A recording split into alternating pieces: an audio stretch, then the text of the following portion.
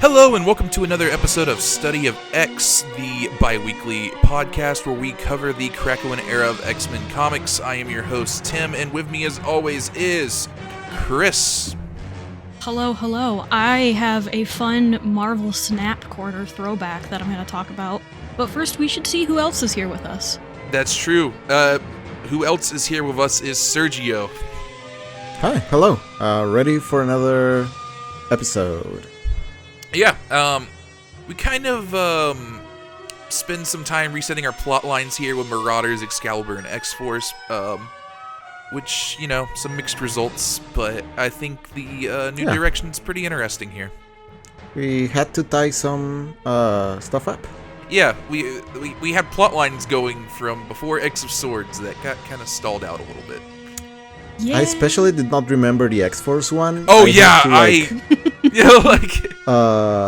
go back a little and reread some stuff. Yeah, I was shocked when they pulled that up again. I was like, oh yeah, we were doing this. Mm-hmm. Yeah, we were in the middle of a weird political thing, and Beast being an absolute jerk. Do you think Colossus has just been, like, hanging out there this whole time during the X of Swords? I guess? Because X of Swords technically probably didn't last longer than a week, if that. Yeah. My guess would be something like a week and a half at most. Yeah. So, realistically, he could hang out there. Probably. Yeah. Just have him in plant jail. Mm-hmm. I don't think Beast would have cared. So, like, Krakoa doesn't have a prison, so this X-Force's little holding cells here are, like, unsanctioned, I'm guessing? No. Remember, everything X-Force does is sanctioned. Yes, we will talk about that. Yeah, so want to get into Marauders? Let's not get too ahead of ourselves with X-Force here. Let's get into the really fun one. There's a lot of sewing in this. Absolutely.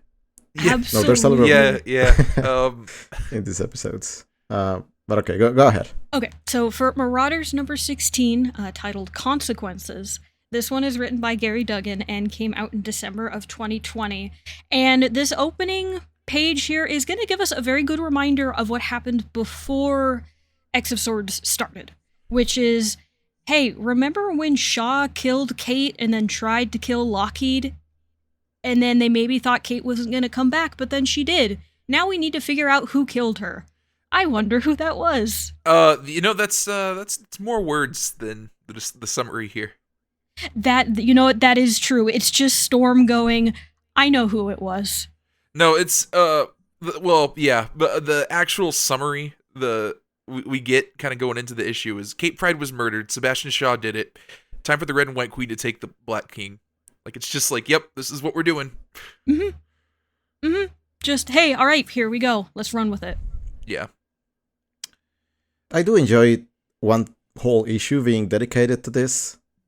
Same. Yeah, it is a issue of getting revenge on Shaw. That is... It's very cathartic. Yeah. This got sidelined a little bit going into X of Swords. We came here and we said we're gonna take care of that thing now. Oh boy, do we. Yeah, but we start off here with Storm meeting Bishop, and Bishop has a plant to deliver to Storm. He found some weeds that were caught, or like some vines, I guess, from her remains, and only been growing in one place, and that's near where the Black King is. And he asks Storm, well, what are we gonna do about it? And is he gonna get away with it? And Storm says no. No, he will not. Yeah. I'm not sure who this is for. Like, they're handing over this plant like, yeah, we nailed him. When... Is this really important? Like, Kate already knows it was he who did it. They're gonna get justice on their own. In the end, they're not going to involve the council that much. There's not going to be a trial. Yeah. So, again, this, like, planting a baggie is just very silly. It's like, here's the final nail on his coffin. And now Sebastian is going to get what's coming to him regardless. Yeah, it's... No one's waiting on the planting a baggie to go punch his face. Yeah, it's a little bit odd. It's like, I on think one it's hand... just Oh, go ahead. On one hand, like I think like it could be seen as just like insurance in case like Shaw is like, nah, I'm not going along with this. Get the Quiet Council involved, but like he doesn't. So I'm not sure why we're being shown it. Yeah, I don't think he ever had a choice. Really. Yeah. No, I think this is just the follow-up because Bishop was doing his own investigation into who killed her, and this is just his conclusion of it. But really, I think it's just there to remind people, hey, here's a lead into it, 1 page, that's about it, and then let's go. Yeah. Yeah. It's funny. Storm should have gone, oh yeah, we knew. Kate Yes. told us. Yeah, it's like, She yeah, has we memories of him killing her. We already got it, dude. It's okay. Uh-huh. Yeah, no worries, thanks though. Yeah. Yeah. Well, but anyway, Yeah. Shaw is in front of his chimney at home. Yeah, you know, as you do when you're Sebastian Shaw, you sit in front of the fire drinking whiskey in a chair. Completely surrounded with liquor bottles Yeah. all around him. He's got that library ladder that you can slide along the racks, to go to a different spot. Yeah, but just it's all for his whiskey. Yeah, it's just liquor. Like, yeah, man. Yeah. But yeah, goes to answer the door because someone's pounding on it and just gets a fist to the face when Kate phases through the door. A nice 1-2 punch. Yeah. I love how you can very clearly see Kate's tattoos in her fingers that say "Kill Shaw." Yes. Like the artist really made a point of making sure that was readable. Mm-hmm. Yeah, I appreciate it. You know what's happening in this issue. Yeah, yeah. It's very. Yeah. Overt almost feels like it's underselling how blatant it is. And I gotta say too, just shout outs again to the artist, the way they show Kate's phasing abilities throughout this entire issue is great. There's a couple points where she walks through Shaw as he's like in pain on the ground, and it's great every time she does it. Yeah, it's very cool. I like the use of powers here a lot. But yeah, Sebastian goes on a rant about how you have already messed this up. My mutant power is kinetic energy. You can't hurt me like that. Emma shoots him with a power dampening bullet. Mm-hmm. Yep. Just like, oh, where's your secret power now? Yeah. Just a very That's good a knee and to the groin immediately. Yeah. yes. And, again, I mean, you could expect it from both of them now that they're approaching Shaw like this, but this also goes to show that they're extremely prepared to deal with him and anything he might do. Yeah. Yeah. So yeah, Kate goes and starts dropping whiskey on the ground while Emma just starts telling him, like, this is what we know. We know you did it. Here is, like, what we have laid out. Mm-hmm. And again, more of just a reminder because it has been a while. Shaw had kind of helped undermine Krakoa and gave medicine to Verendi, that group of kids of the Hellfire Club who planned to poison the medicine. They know that he lured the Red Queen into his trap and ultimately got her killed. And all of this was kind of quid pro quo, trying for Shaw to get his own handle on the black market and power, even though it was against the new nation of Krakoa. Yeah. It was Shaw making a power play. He wanted this seat and was hoping that Kate wouldn't be able to come back. Mm-hmm. Yeah. If I remember correctly, in 2 or 3 issues ago, he was talking to his son about getting him fitted for Red. Yeah. So there was that as well. Yeah, the idea here was Sebastian's son would be in a seat instead. But yeah, meanwhile, Kate is burning his liquor. Yes, in a very good fashion. She picks up this priceless bottle to celebrate the Queen's visit to a distillery in 1980, and instead she drinks it, spits it in the fire, and says, "I'm Lockheed." Yeah. Just, she's a little upset. Yeah, Sebastian did try to drown her dragon. But yeah, throws in the fire. Sebastian runs over and attempts to get the bottle of whiskey out of the burning fire. Yeah. It's really silly, but it's very funny how much he cares about this whiskey. Mm-hmm. Uh-huh. And I do appreciate the little jab here from both Emma and Kate, where Kate says, "Perhaps men are too emotional to lead." Yeah, Yeah, Emma just says, like, please sit down, and Sebastian just throws his burning jacket on the ground and, like, throws up fist like he's in a 1920s boxing movie. Mm-hmm. And not against somebody who can phase through other people. Yeah. You know, he does. He gets that stance up, and then Kate just immediately chops him in the throat, going through his hands. Yeah. Yep. There's a lot of showing how pathetic he is. Yeah, Yes. it's like 60% of this issue. It's the torture and humiliation of Sebastian Shaw. Mm-hmm. Mm-hmm. And very, very well done, in my opinion. Yeah. So, Emma says, like, hey, this is what's going to happen. We're going to tell them all about what you did, expose this just in its entirety, and you're going to get banished like how Sabretooth did. Or we could settle this privately. Mm-hmm. Mm-hmm. Just a nice hellfire matter. Yeah, we just figured this out. Sebastian tries to run away. Doesn't really work out. He gets thrown out a window and dragged back through while Glob watches confused. I think this might be one of my favorite pages in the whole issue. Absolutely. Yeah, just Glob just walking casually by and looking at Shaw fall down the window is fantastic. Like just getting completely defenestrated. Yes. Yeah.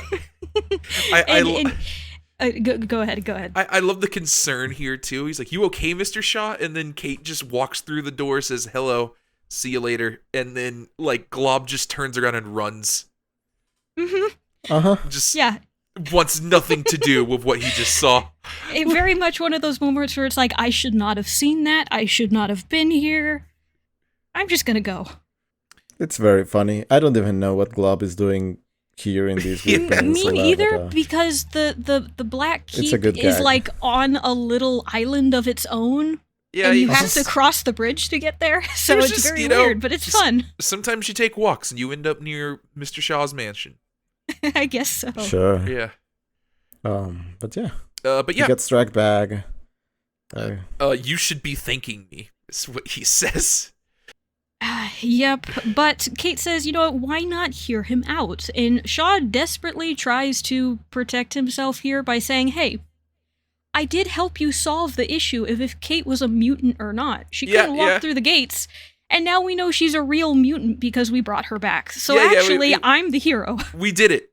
Yeah, she's better than she was before. He's just like Apocalypse. But he did do the horrible mistake of calling her Kitty, which Emma slaps him for and says call her Kate, which for the first time, Shaw does correct himself. Yeah, and just says, okay, Kate.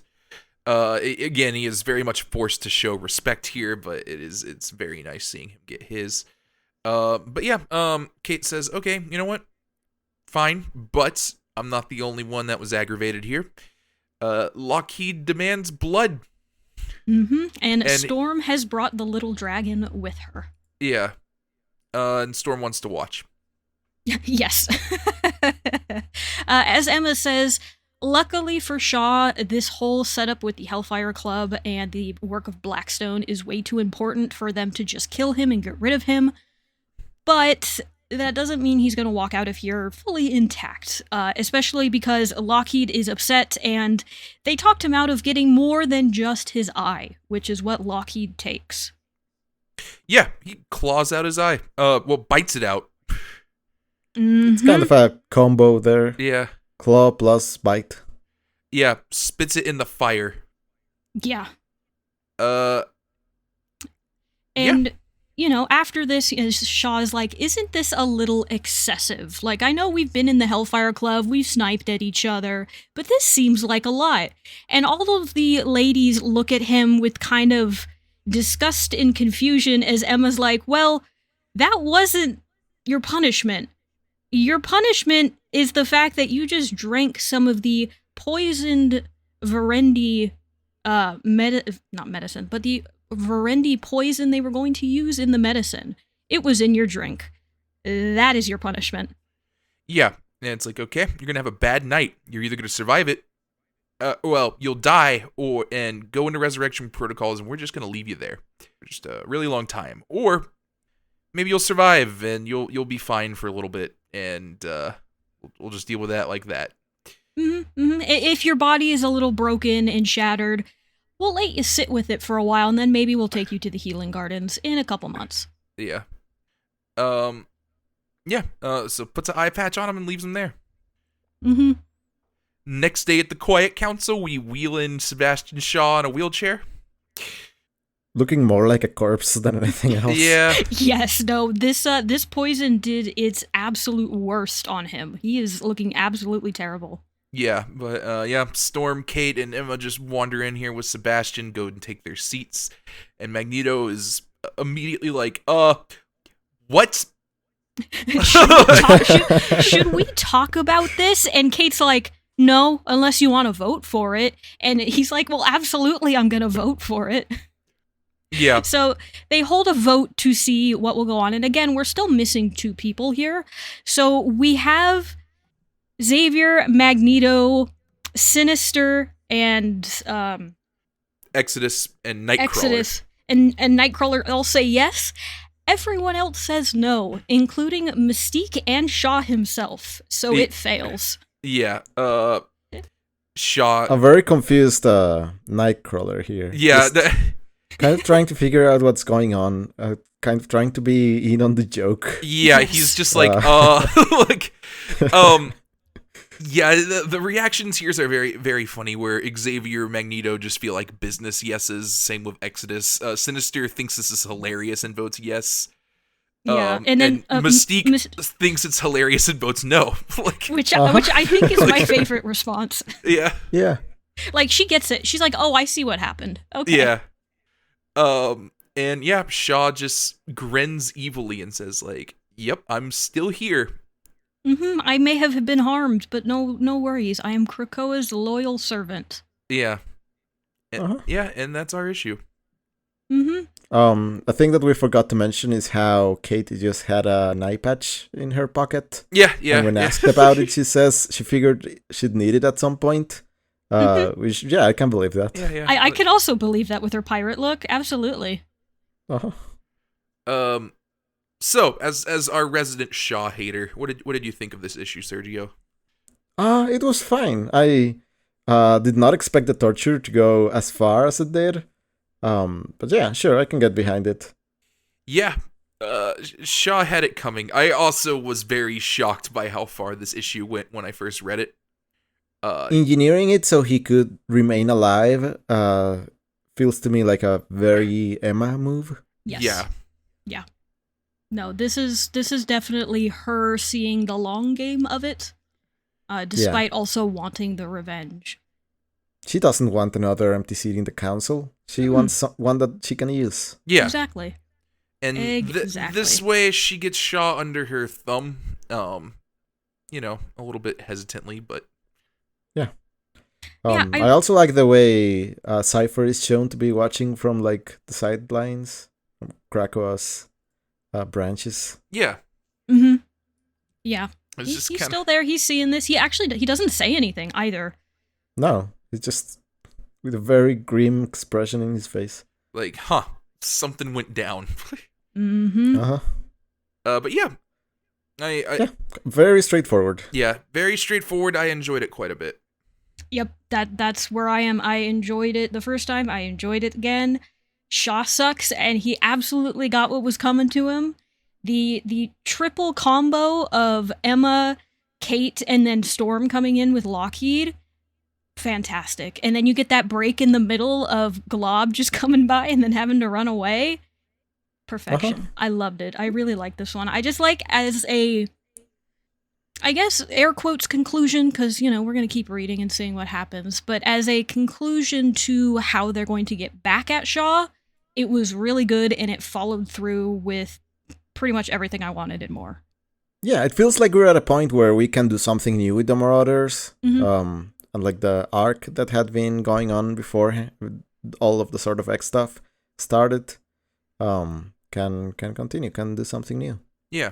I also like Lockheed literally eating the rich.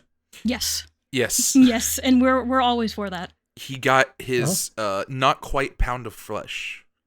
Yep. Well done. Yeah. Speaking of new things, Excalibur is doing a lot of new things. We are down 2 members of the cast. Good segue. Good segue. Yeah, so our next one is going to be Excalibur number 16.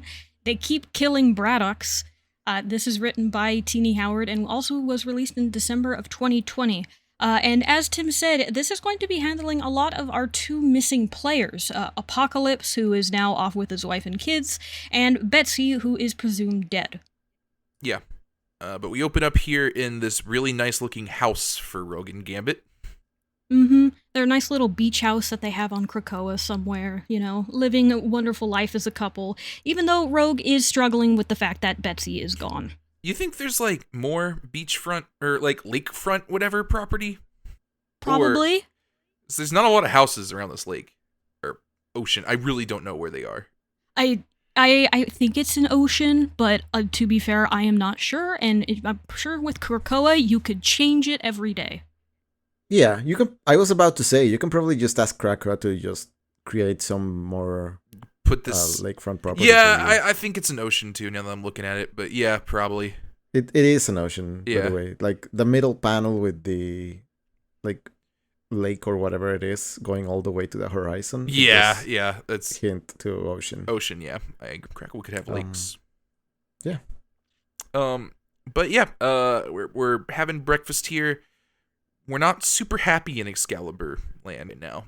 Betsy's not back. No.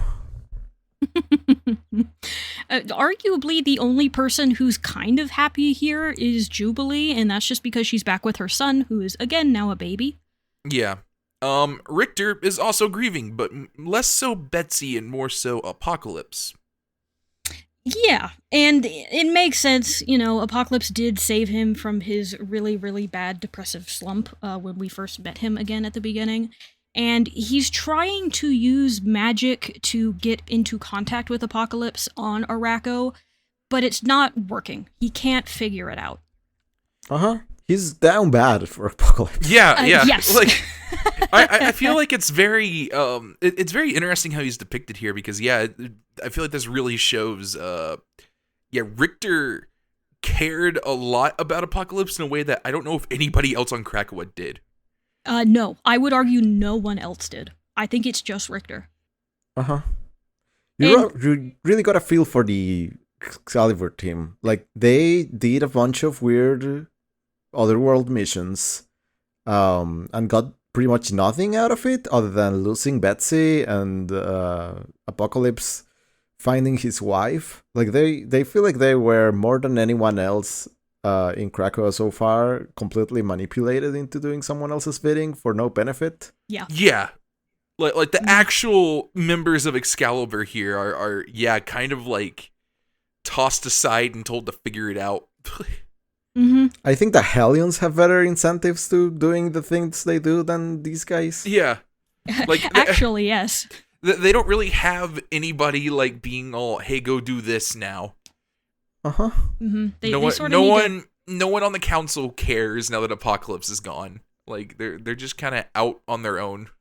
Yeah, and realistically, they didn't even get into this on their own choice either. It was, Apocalypse kind of, quote-unquote, took Rogue and, made her into Sleeping Beauty for a bit, and then Betsy had to get along because it involved Otherworld. Everyone else has just been dragged into it. Yeah. Uh-huh.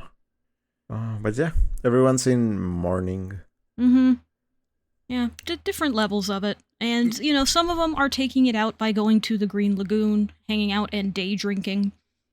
Uh-huh. Yeah, Blob is also sad here at the Green Lagoon. He had a thing for Betsy. It actually happened in the event, right before Krakoa kickstarted. That's funny. Yeah, it was like an alternate reality where I think the two of them just hit it off, and Blob was on a leader of one of the hero teams in that reality. Sure. But yeah, he's also wanting to day drink here. Mm-hmm. And Jubilee and Rictor also show up with somebody babysitting Shogo. Yeah, but Rictor's a little bit more mad here. He says we're all trying to day drink, we're all having a drink, and Rictor's just like, we lost Apocalypse and Betsy, and all we're gonna do is day drink. Mm-hmm. Or it's almost not even just, oh, we're gonna day drink. It's, you guys are mourning Betsy, but we lost someone else too. Yeah, He's also upset about that. Yeah, and then he kind of gets pushed back from the rest of the team here in that, like, hey, Apocalypse didn't die, man. Yeah. he just kind of went off with his family. Yeah. Yeah. Yeah. You know, honestly, it's very hard for me to read Rictor here because I can't tell if this is just him. His strongest attachment is Apocalypse, and if it's in a romantic way or not. Like, I get the vague feeling it is, especially considering what happened back when he got poisoned, and as did Apocalypse, and Apocalypse was extremely upset about that. I can't read their relationship well. I actually don't know if I read this romantically. When Apocalypse kind of found Rictor at the beginning of the run, Rictor was kind of in like a really dark spot at that moment, and I think Apocalypse believing in him regarding like his power and how useful he is really like spurred Rictor into, you know, doing more with himself. I think so also. So I think there's a gratitude there. Like, this is kind of the person that I was doing this for. And now that's gone. Like, he kind of remarks here to Gambit, like, why did he start this if he wasn't going to finish it? Because it was just like, he saw this potential in me, and I had someone that actually believed in me, and like, now that's not here anymore. Yeah, and I don't think I read it as romantic either. I feel there might even be a degree of compulsion that I had started reading in Rictor from like a few issues before X of Swords started. That I was starting to wonder if Apocalypse was somehow compelling him to follow him to the degree that he did. But there's definitely like some setup there about how he got quote unquote saved by Apocalypse and got brought up to be who he is now. Yeah, compulsion's a good way to put it. Also, like, almost obsessed too. And that's why but I don't know how much that like came about naturally and how much that might have been done by Apocalypse, like outright. I don't know if he sometimes reads to me as if he's a little bit cultish about Apocalypse. Yeah, there's definitely like especially later on this issue. There's a degree of reverence here that is not shared by the other members of Excalibur, like even close. Yeah. Gambit, Rogue, and Jubilee kind of resent him, especially Gambit and Rogue. Where Rictor, again, there is this hero worship that goes on with him, so he's very torn up by this. Like, this is the guy I was doing this for, and he just left. And Rictor was just as much of a pawn as everyone else. Yeah. Yes. He was just cool with it. Yeah.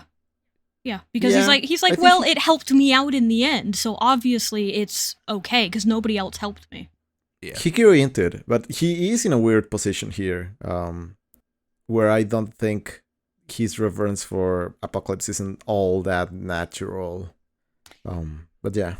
Yeah, and I think that's where I get the uncertainty, because you can have this reverence and hero worship and obsession with somebody, and it can very easily tip one way or the other to being kind of romantic or just purely obsessive, and I feel like Rictor's somewhere in that middle, and that's why I'm having trouble figuring it out. I don't think it is explicitly romantic, and I don't know if it was meant to be written that way, but that's kind of the vibe I get just a little bit every now and again. This is what Sabaoth wants Luke to feel like. Yeah, right. No one's gonna get that reference. This is that's for all the Zon heads out there. The Zon heads. Oh my goodness. But yeah, I don't. I think where I kind of come down is I don't read it as romantic, mostly just because like it's not really like a jealousy thing. Like it's not the. I don't think Rictor is mad about him going off with his family. Like that's not the part that he's upset about. He's upset that he just left. Period. Yeah. Yeah. Yeah. But yeah. We got an get paged. Yeah. X Factor report, proof of death report. We did a little investigation on Captain Britain. We concluded inconclusive. We don't think she's dead. They read the page that says you have to see the body in order to make sure someone's dead, and they're like, there is no body, so shrug. Yeah, she shattered. We got no proof here. We can't bring her back. Yeah. That concludes the report. We got all X Factor here, just standing, looking good. Mm-hmm. I do have to say, I love the crossover. I like it. Yeah. I mean, Rachel's been involved a little bit in this team already in this run, so it kind of fits. Yes. So it does. It fits, but it is nice that you kind of have this like cross little interconnected world where it's like, yeah, obviously they would go research her death. Yeah. But yeah, Excalibur are not happy about this answer. No, especially Rogue. Before we move on, I love the Vetsy, like, what's it called? Hologram that's displayed behind them, just in case someone forgets who they're talking about, so I can turn around and remember, oh yeah, that's Betsy. That's right, that's that Betsy. one. Yeah. No one's happy about this. Yeah. Mm-mm. No. Yeah, Rogue compares them to backwater human PD. Northstar is very upset about this comparison. Tempers are flaring until Rachel kind of steps in to calm it down a little bit. Like, there's no body. Like, we don't know what happened. There was a weird parry. She broke. Be like, do you not know the joke? You have to see the body. Calm down. It's okay. Go. You know what? You should talk to the experts of Otherworld. Excalibur. Yeah. They pretty much, Rachel says, like, okay, like, if you really want proof here, like go investigate. Yeah. That's you. You guys can do that. So we put on our best Otherworld fits and we're back into Otherworld. Jamie's here, still wearing the cape. Uh-oh, something happened. Can I? No, I'm still here. You're it was, here? Chugs that was cutting in and out for me. Oh, okay. That's weird. Okay, I could not hear either of you either. Oh, yep. You're cutting in and out, yeah. I am? I thought that was only me. Yes, you are. Am I still cutting in and out? It's like you say half of a word, and then that's it. Yeah. Huh. Okay, hold on. Okay, you're better now? Yeah, that sounded better. Okay, I wonder if it was an internet issue. Maybe. It kind of sounded like a connection thing. Yeah. Okay. So we're back. Yeah, we're back. Do we want to clap or anything? What's easier for you? Did any of you stop your recording? Yeah, the recording didn't stop, so. Okay, let's just keep going. Okay. Alrighty. I can jump back in. So yeah, we walk into Otherworld wearing our best Otherworld fits, and King Jamie is here wearing the cape. Woo! Just sitting on his throne, still with a broken, busted ceiling, which, is a choice. But also, Brian, his wife, and his daughter are here. How about that? Very wordy daughter. Yes. And I looked into it for our last episodes. I kind of skimmed over Brian's wife because she did show up a little bit, but this is the first time we meet Maggie. So I'm just going to go over them real quick. I was curious. I was like, have we met these two before? I don't remember, and I don't care about figuring that out.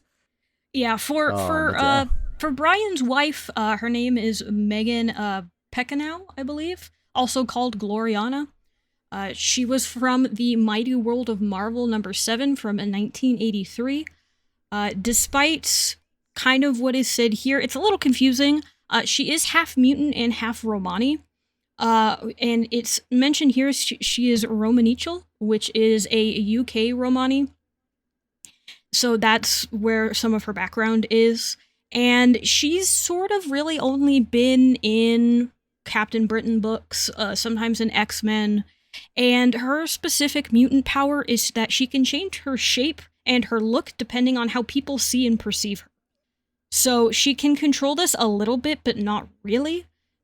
But this also means that the reason she looks like she does now is because that's what Brian really likes. So there you go. You can think about that for. Yeah, and there's some implications there. But yeah, she also actually cheated on her husband with Nightcrawler for a while, which is kind of interesting. But that's in the past. That's okay. Yeah. Very, very weird thing to say, especially from Nightcrawler's perspective. I feel like he would very much be against that, but I guess not. Yeah. Okay, Kurt. Yeah, right. And then Maggie, Margaret Maggie Braddock, she's newer. She was from X-Men Gold Annual #1 from 2018. We really don't know much about her. We just know that she is really smart. We don't know if that's because she's a mutant, if she's Fae, if she's human, is it magic? No idea. Yeah, she sounds grown. Like, Yes, and she's clearly supposed to be maybe 3 or 4. yeah. Like, she's crawling around the ground here and just saying stuff like, "Excellent, Mother and I have been working together somewhat in her new capacity as court sorceress." And it's like, what? Yeah, excuse me? Yeah, Yeah, like, she's a little creepy little girl. yeah. Yes, yeah. No, she's very unsettling. Uh-huh. Uh, I love how Jubilee looks in this. Yeah. Yes, same. I really like everybody's Excalibur getup, but Jubilee's especially with the glasses. Beautiful. Uh-huh. Yeah, it's Yeah. fantastic. The trench coat thing she has. Mm-hmm. Yeah. It's a good look. But yeah, we're heading off to figure out what happened with Betsy. Yeah, we're Going to the scene of the crime. yeah, we're gonna have what is her name? Brian. It's Megan or Gloriana. Megan. Yeah, okay. Yeah. Megan here is gonna go and do some Fae stuff and see if they can Uh-huh. get a bead on where Betsy might. And we don't really want Saturnine to come down there, so we're gonna have Excalibur accompany her. Mm-hmm. Just in case. Even though they do have Jamie's permission to go there, you never know. Yeah. But yeah, Brian's gonna watch the child, and we're off. Mm-hmm. I do want to shout out Richter's question here to Maggie, which is a very good one, which is, "Hey kid, how come you're not a dragon like Shogo?" And she's like, "Hey, that's for a later issue. Come back for that plot point another time." Yeah. Uh-huh. Oh, Jamie heads off as well into the portal. Yeah, after getting called out by Brian here, who just says like, you're gonna sit there and pretend like you're doing nothing, like something like. Mm-hmm. And Jamie's like, "Hey, you told me I couldn't make another Betsy." Yeah, you said don't mess around in reality, so I'm gonna help. I've got another idea, and he wanders off into the portal. Uh-huh. Brian goes, "Are you not going to do anything?" And then Jamie goes, "No, I'm actually going to go make it worse." Yeah. Yep. Yes. Absolutely. Uh-huh. But yeah, we're just kind of frolicking in the fields here. Megan's very happy to be out and about. Mm-hmm. She becomes like mesmerized Yeah, by the yeah, location. Yes. Fey magic, if you will. yeah, Yeah, her Fey nature somehow compels her to be whimsical Mm-hmm. yeah, and fairy-like. She like kneels around in the center of a mushroom circle. yeah. Yeah. Yeah. Very much, European folklore kind of view Uh-huh. of Yeah, Fey she and just- magic. That's what you get here. She just kind of starts tapping into magic, and they're like, you Wait good? a second. Like, And then Rictor goes, "Wait a second. I have Apocalypse's book. I can figure this out." yeah, Yeah, what does it say about Fey vortexes? Yes.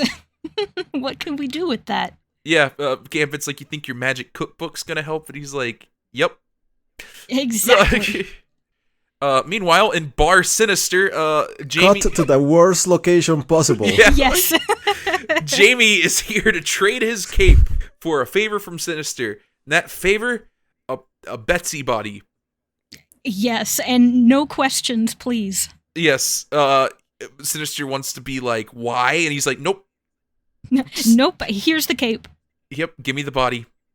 Uh-huh. I go, this single action is making this run like 3 issues longer at least. Yeah. Yes, I totally. But yeah. Rictor seems like he's got something going on here. Mm-hmm. And Megan is now just floating currently. Yeah. Have you heard about the concept of mutant circuits? Yeah. We're about to get one going on. Rictor says we got to join hands here. Mm-hmm. And there's some mumbo jumbo here about kinetic energy, mutant stuff. It's a bunch of fun magic bullshit, and it's great. Yeah. I do like how this connects back to the circuits stuff, but is still like influenced by the fact this is a magical place, so you get to bullshit with it. Yes. Yeah. And, it's a lot looser in terms of how strict it is with its requirements. Yeah, it's like, Jubilee, throw on some lights here, but also we're gonna hold hands and we're just gonna do some crazy magic. Uh-huh. And we are trying to summon Betsy, and they do, but not their Betsy. They just get like a lot of the Captain Britain Corps. Yes, if not most of it, because they are Betsy in a way. And Yeah, I love how the swan is here. yeah, Yes. yeah. I like this dragon a lot. Big fan of the gorilla. There's some good ones. Catgirl Betsy is here. But Mm-hmm. yeah, Rogue's like, "Are you trying to do this?" And he's like, "No, but we did a spell without Apocalypse." Woo! Thumbs up for us, you guys. Yeah. So, but hey, you know what? Megan kind of knows what needs to be said, and she's like, hey, do you guys know where your boss is? And they're like, well, no, but we've been trying to figure it out, so we'll go put out the call and say we're looking for Betsy Prime. So don't worry, we'll let you know. Yeah. Yeah, it is said that the fairies told her that she was not in Otherworld, so that's a clue. Yeah. Yes. We know she's not there, but we're also trying to find her. So that's good. You know, you got some more people on the hunt now. We get a text or a data page here from the Grimoire of A, except it's crossed out and there's some crackling letters. I take a guess whose name that is. Rictor. It is Rictor. Yeah. He stole the book and made it his own. But yeah. So we got some notes here. We can make a little magic circle, and it always has to be 5. You can't do any more, can't do any less. And yeah, you just use the resonance of the power to interact with an X gene, and maybe you can find some people. Did you know X's and circles are really strong when you put them together? I know that now. Now you can take that with you for the rest of your life. Yeah, I appreciate how just nonsense this is still. Uh-huh. Yeah. Yeah, X. Yeah, as above, so below. Yeah, so we get another page here of the Britain Corps kind of just looking for Betsy. And this time it is what seems to be actually our Betsy, and she does seem to be alive here, if not having a nightmare about the corpse looking for her. Yeah. And yeah, she's Captain Britain. Where is the Starlight Sword? It's hers it to waits wow. for you. Yeah, and she wakes up, and there's a picture of her, or, someone that looks like her, wearing a crown and a robe, and Angel is here to greet her with tea in bed. Yep. I think we've talked about it before, but when Betsy was in Quanon's body, she and Angel were very much a thing for a while. Yeah. So some sort of wish fulfillment perhaps going on here. Although I don't think Betsy wanted to be the queen. Yeah. So that's where we're going with Excalibur. Yep, that is our issue. Things are happening. Yeah. As we were talking about with Marauders having, more fallout from this, and with Excalibur really getting the short end of the stick with all of X of Swords, they have the longest to clean up also. Yeah. Theirs was definitely the more involved of all of the other stories. This feels like just what we're doing now. Yeah. It's just this is what we got to do. This is what the book's about. But yeah, I'm interested to see where we go from here. It's definitely a very different status quo for Excalibur. Yeah, know, especially losing at least 2 big voices. One clearly we're getting back, but Apocalypse voice being gone does leave them pretty aimless. Yeah. So do we want to talk about X-Force? I guess. I suppose. Kate should be in this issue as well. Wait, what? Kate should be in this issue. Oh, yeah, you know what? She should. Yeah, she really should have. Yeah. So, let's move on to X-Force. With X-Force number 15, Trench Warfare, written by Benjamin Percy and also releasing in December of 2020, we are picking up with the plot line of, how there were a bunch of assassins that made its way into Krakoa, and then they had little meat men in them, and Beast is pretty sure this was because there was an inside spy somewhere telling the Russians how this was working. Yeah. Yeah, we got to resolve that. Yeah, we gotta figure that out, especially with, interrogating two of the three well-known Russians in Krakoa. Not I magic. She got free of this. Yeah, she's a great captain. We're not really worried about her. I love the opening line here, just Beast being like, "Don't you think it'd be better if I was part of this?" And Jean just replying back with, "Nope." Yeah. And, here we have Beast and Wolverine playing gatekeeper while Jean is digging through Cyclops' mind psychically to make sure he is not the spy. And this has broken a lot of barriers and a whole lot of trust. Yeah, we are not happy here on X-Force. No. Wolverine's very unhappy with Beast. Jean also kind of hates him, but we're doing the thing. We're scrubbing his mind. We get a really cool panel here of Jean just going through Colossus's memories. Yeah. And it's very cool. We get a look a bit what he was doing in the Savage Land. He's being a farmer. He's painting. He's clear. Jean comes out and says, "Yeah, he's fine, but hey, Beast, you're really messed up. You're gonna have to apologize." Yeah, Jean. I can't tell this is Jean or Logan actually saying this, and he's like, "Yeah, he's not going to ask. You need to say sorry." It's Jean. Yeah. Yeah. Yeah, I'm glad someone got mad enough at Beast that they at least said something. Yeah.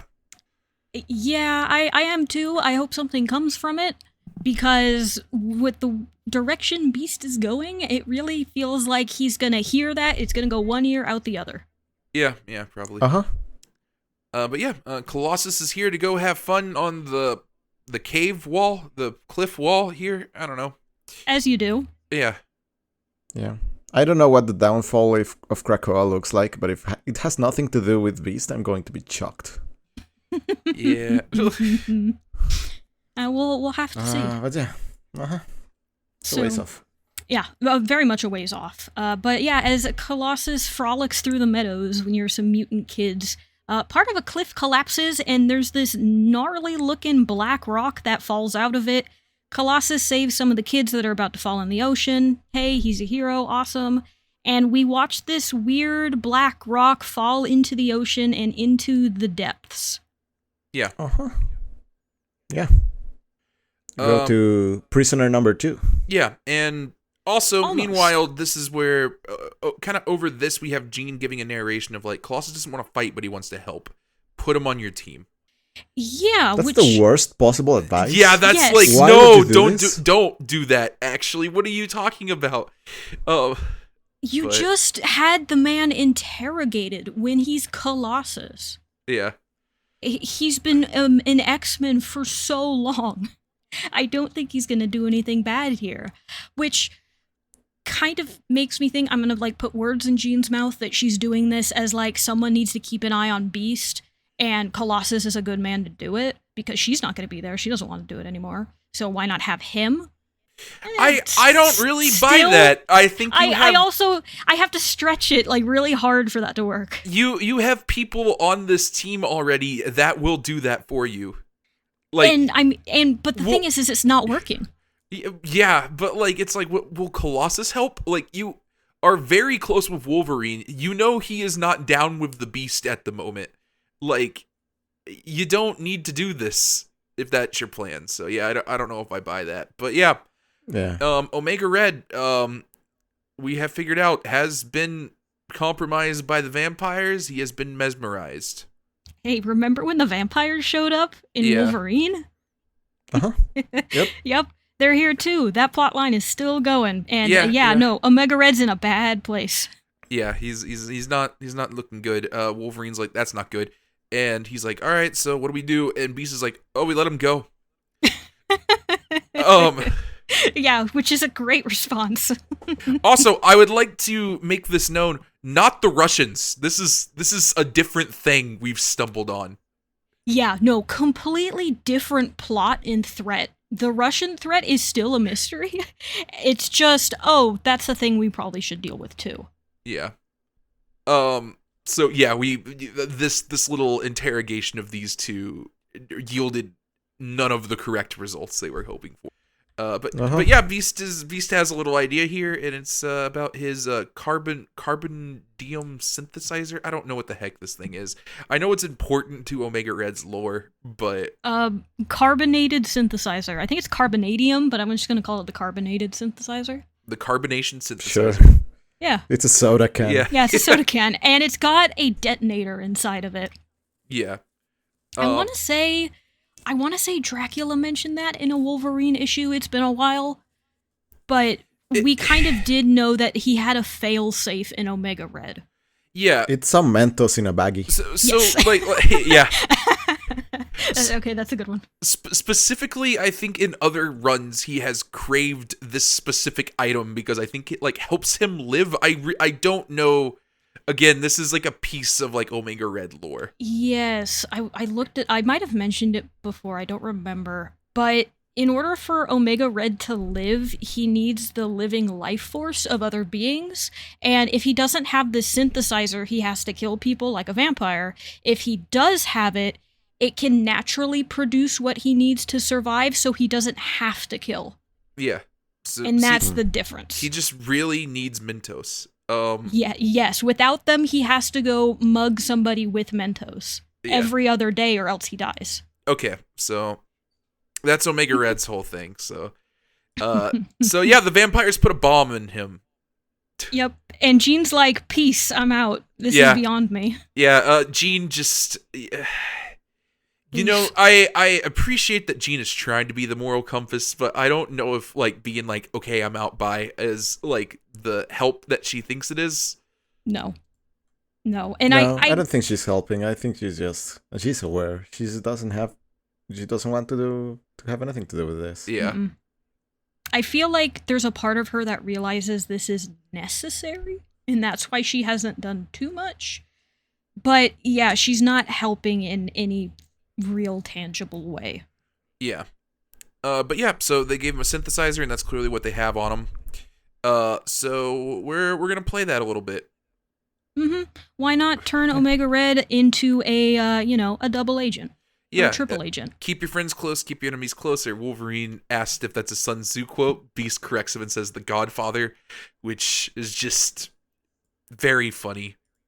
Wolverine is such a dork. No, I like this Beast response too. It's just like, no, I do too. I think it's good. It's just very funny. That's where your head's at right now, huh?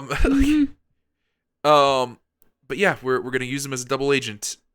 Dracula can penetrate a mine, and yeah, we're gonna make it so Omega Red doesn't know that he's working for us. Yeah, and as we're being described this, we do see again that pit where that weird black rock fell in, and there's some whales over it, and some very suspicious looking vines go up, grab one of the whales, and bring it into the depths. Yeah. It's spooky. Beast walks into the armory where Forge comes out wearing a scuba suit. Woo. Just new invention by Forge here. It's makes him cough up some stuff a little bit, but he can go down to the ocean without getting the bends. I love Forge in this run. I do think he's very fun, and I do like the way he pokes fun at Beast. He's very good at it. But he's also having so much fun down here. Yeah, he really is. It's just he's like a kid.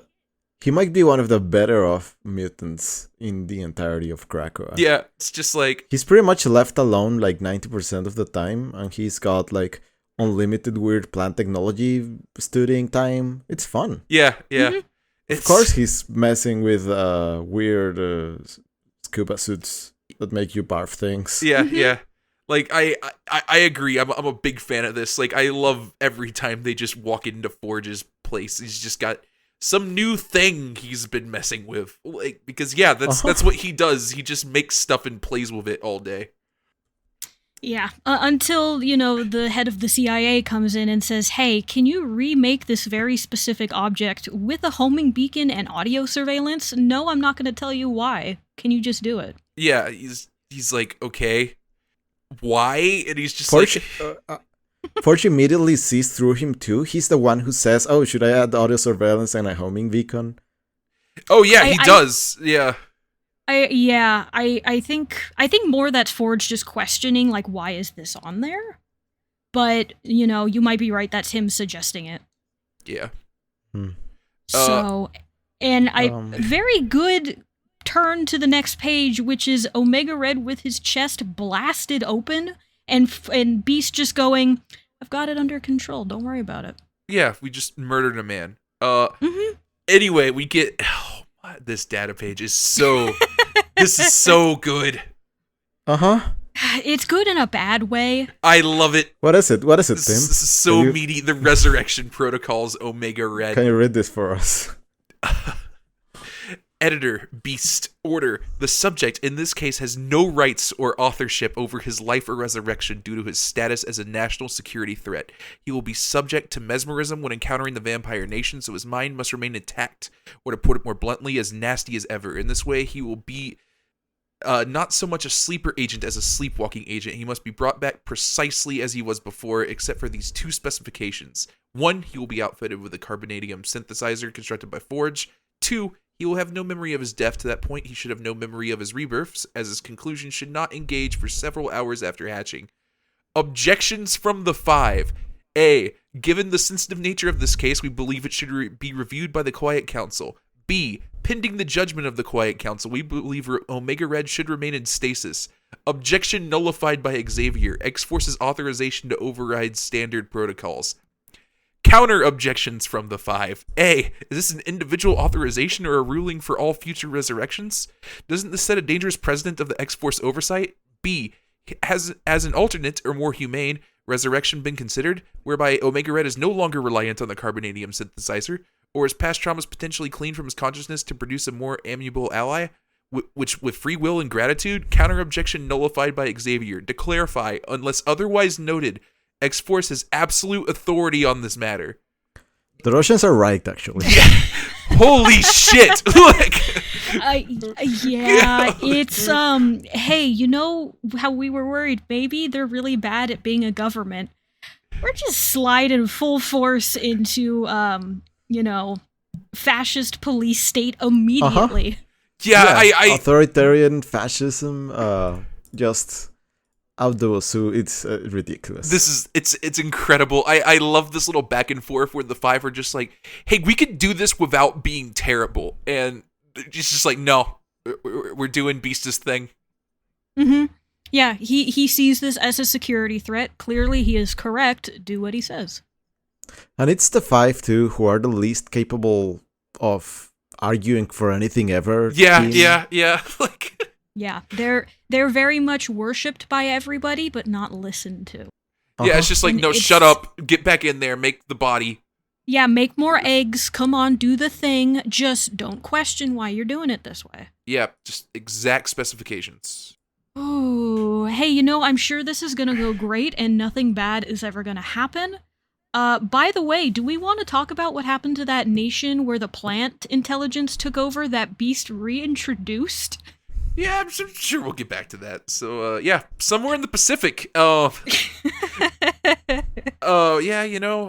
ran into Krakoa. That's not good. We hate that country. It shows up, and how are we supposed to do boat stuff with Krakoa? Yeah, if it just moves. Yeah, and then the ship goes 90 degrees. There is a vine whale eating it. It seems. That seems bad. Yeah, meanwhile, in the Savage Land, Beast is here. His girlfriend is mad. Girlfriend, I think? Yeah, yes, Kayla. Kayla. Yeah. Mm-hmm. Yeah. That's correct. Yeah, she's like, hey, he doesn't want to see you. And Beast is like, no, I come bringing gifts. Look, paints. Yeah, paints. I made them for him. Kayla starts sucking out the water that he has inside him. She does the cool water bending thing that everybody saw Katara do, which is, hey, you're made of mostly water. I can use that. Yeah, but Colossus comes out, says it's okay, I get why he did it. He made the wrong decision for the right reason. Colossus just being a little bit forgiving here. It's very him to do.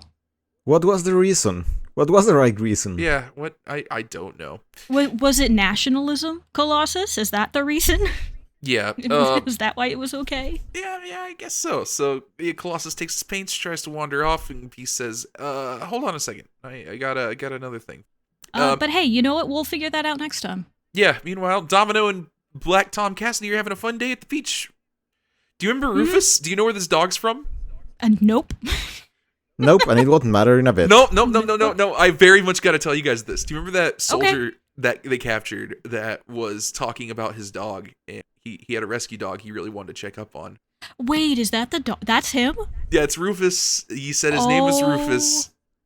So, yeah, Domino says it's a rescue dog. She just she took that man's dog.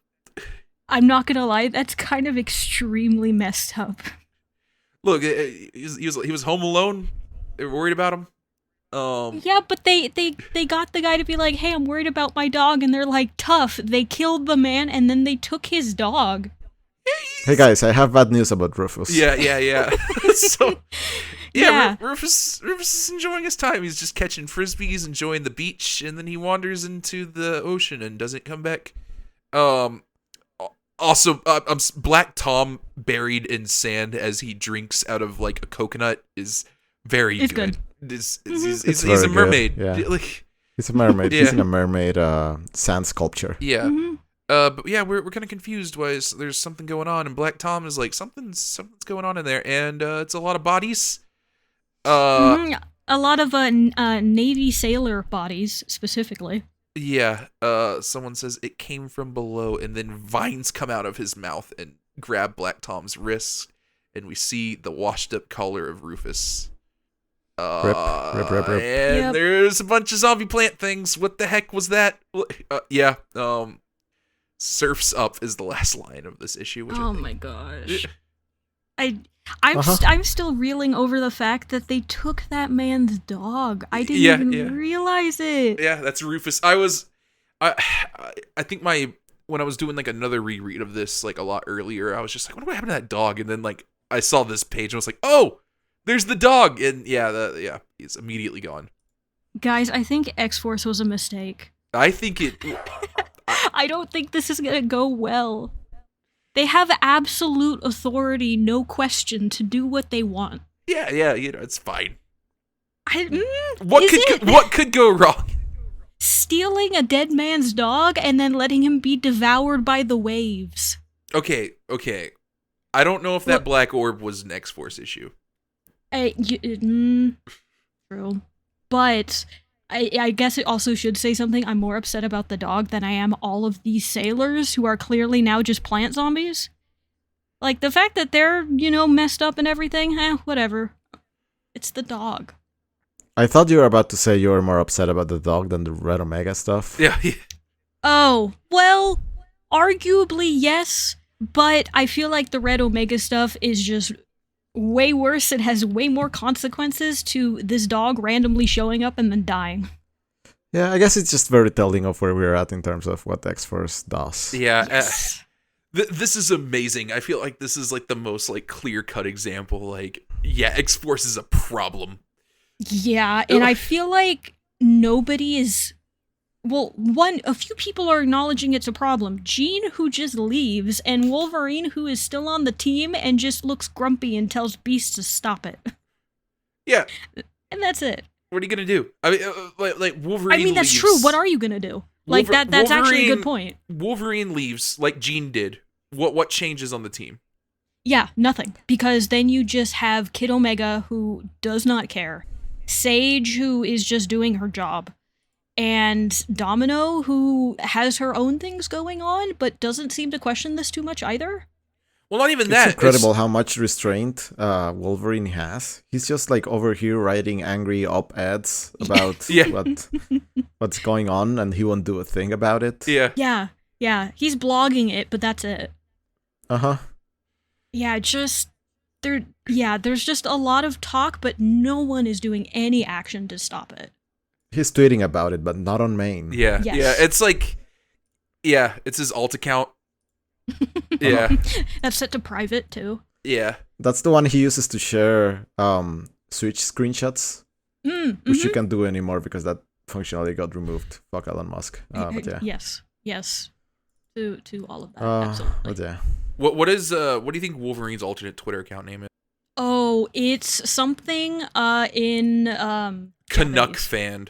Oh yeah, it probably would be something in Japanese. I was about to say had to have something to go along with his what was his eye patch outfit? Yeah, Patch. Oh, yeah. Patch, yeah. Right. Yeah. That's a But good one too. Another fun X-Force issue. Yeah. X-Force is wild. Yeah, so next time we're going back to it. We got X-Force number 16, X-Men number 17, and Marauders number 17. Where we're gonna, I think, get to discuss that X-Men vote thing a little bit more. Yay, I'm so excited. It's such Yeah, a cool little let's go. thing. Yeah. I'm excited to see what's gonna happen there. Mm-hmm. But yeah, Democracy has never failed us. it hasn't. No, never. It's done nothing. It's gonna be great. Yeah. So that's our episode this week. We want to just do sign offs here. Yeah, I can wrap us up. So if you have made it this far, thank you so much for listening. If you would like to send us a message, your favorite tweet that perhaps Wolverine would write, or maybe just a question or a comment, you can send it to studyofx@gmail.com, and we might just read it here on the podcast. If you are looking to follow the podcast on social media, you can find it on X, also known as Twitter, on Blue Sky, and on Tumblr. On all of those, it is known as Study of X, so if you search that, you'll be able to find it. That's where we post our reading order, little screenshots of the issues, and just little tidbits here and there. If you are looking to follow us individually, you can find me at Sonics, that is SAWNEEKS, on Blue Sky. I've been posting a lot of painting on there because I've been doing a lot of painting lately with Warhammer, and it's been a lot of fun. And if you are looking to follow Tim on social media, you are going to have to find him on one of the cliffs of Krakoa. However, Tim, maybe you can give them a bit of a guess as to which cliff you're on? No, but I will be angrily tweeting from my alt account there about my job. Okay. Do you have a job on Krakoa? No. I wonder how the job market's doing over there. It's probably rough. Yeah. I mean, there's no currency, so, like... Yeah, that I don't know how you're gonna have a very good capitalistic economy over there without currency. Exactly. And Yeah.